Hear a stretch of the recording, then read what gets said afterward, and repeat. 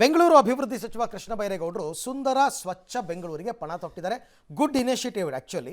ಒಂದು ಕಡೆ ಫುಟ್ಪಾತ್ ಒತ್ತುವರಿ ತೆರವು ಕಾರ್ಯಾಚರಣೆ ನಡೀತಾ ಇದ್ದರೆ ಮತ್ತೊಂದು ಕಡೆ ರಸ್ತೆಗಳಲ್ಲಿ ಅನಾಥವಾಗಿ ನಿಲ್ಲಿಸಲಾಗ್ತಾ ಇರುವಂತಹ ವಾಹನಗಳ ಜಪ್ತಿಗೆ ಮುಂದಾಗಿದ್ದಾರೆ.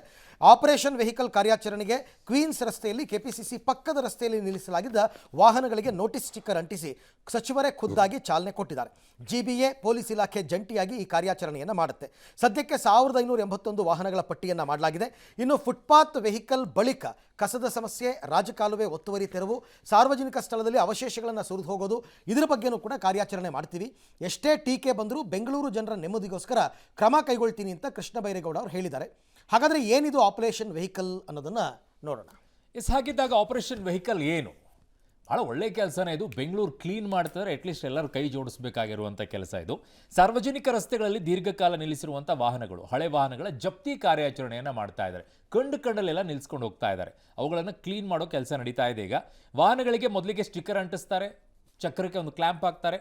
ಅದಾದ ನಂತರ 500 ರೂಪಾಯಿ ದಂಡ ಕಟ್ಟಿ 7 ದಿನಗಳೊಳಗೆ ವಾಹನವನ್ನು ತೆಗೀರಿ ಅಂತ ಅಂಟಿಸಿದ್ದಾರೆ ಸ್ಟಿಕ್ಕರಲ್ಲಿ. 7 ದಿನಗಳಲ್ಲೂ ಕೂಡ ನೀವು ತೆಗೆದೇ ಇದ್ದರೆ ಟೋಯಿಂಗ್ ಮಾಡ್ಕೊಂಡು ಹೋಗ್ತಾರೆ. ಬಿಡಿಸ್ಕೊಳ್ಬೇಕಾದ್ರೆ 500 ರೂಪಾಯಿ ದಂಡದ ಜೊತೆಗೆ ಟೋಯಿಂಗ್ ಚಾರ್ಜ್ ಕೂಡ ಕಟ್ಟಬೇಕಾಗತ್ತೆ. ಆಗಲೂ ಕೂಡ ವಾಹನದ ಮಾಲೀಕರು ಬರದೇ ಇದ್ದರೆ ಆ ವಾಹನವನ್ನು ಹರಾಜಿಗೆ ಹಾಕ್ತಾರೆ. ಒಂದು ಏರಿಯಾದಲ್ಲಿ ತೆಗೆದುಕೊಂಡು ಬೇರೆ ಕಡೆಗೆ ನಿಲ್ಲಿಸಿದ್ರೂ ಕೂಡ ಹೆಚ್ಚು ದಂಡ. ಅಂದರೆ ಇಲ್ಲಿ ತೊಗೊಂಡಿದ್ದಾರೆ ಅಂತ ಹೇಳ್ಬಿಟ್ಟು ಅಲ್ಲೆಲ್ಲ ಹೋಗಿ ನಿಲ್ಲಿಸಿದಂದರೆ ಅಲ್ಲೂ ದಂಡನೇ. ತಿಂಗಳಾನುಗಟ್ಟಲೆ ವಾಹನ ನಿಲ್ಲಿಸಿದವರ ಮೇಲೆ ಹೆಚ್ಚಿನ ದಂಡ. ದೀರ್ಘಕಾಲ ವಾಹನ ನಿಲ್ಲಿಸೋದ್ರಿಂದ ಕಸದ ರಾಶಿ ಸೃಷ್ಟಿಯಾಗುತ್ತೆ. ಅಲ್ಲಿ ಸಾರ್ವಜನಿಕರು ಕೂಡ ಬಿಡಾಡಿ ವಾಹನಗಳ ಬಗ್ಗೆ ಅಸ್ತ್ರಂ ಆ್ಯಪ್ನಲ್ಲಿ ರಿಪೋರ್ಟನ್ನು ಮಾಡಬಹುದು. ನೋಡಿ ನಿಮ್ಮ ಏರಿಯಾಗಳಲ್ಲಿ ಎಲ್ಲೆಲ್ಲಿ ನಿಲ್ಲಿಸಿದ್ದಾರೆ ತಿಂಗಳಾನುಗಟ್ಟಲೆ, ಆಗ್ತಾ ಇರಿ, ಫೋಟೋ ತೆಗೆದು. ಸರಿಯಾಗಿರುತ್ತೆ, ಕ್ಲೀನ್ ಆಗಬೇಕಿದೆಲ್ಲ.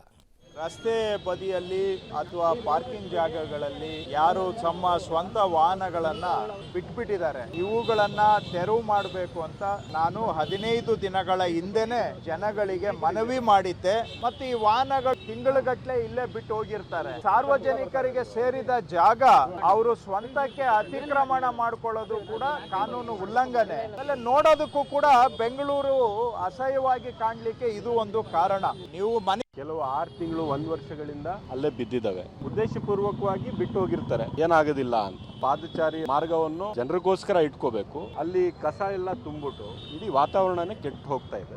ಕ್ರಮ ಆಗ್ಬೇಕು. ಇಲ್ಲಾಂದ್ರೆ ಗಾಡಿಗಳು ತಗೊಂಡು ಆಕ್ಷನ್ ಮಾಡಿ ಸರ್ಕಾರಕ್ಕೆ ದುಡ್ಡು ಜಮಾ ಆಗ್ಲಿ. ರಾತ್ರಿ ಪಾರ್ಕಿಂಗ್ ಮಾಡೋದು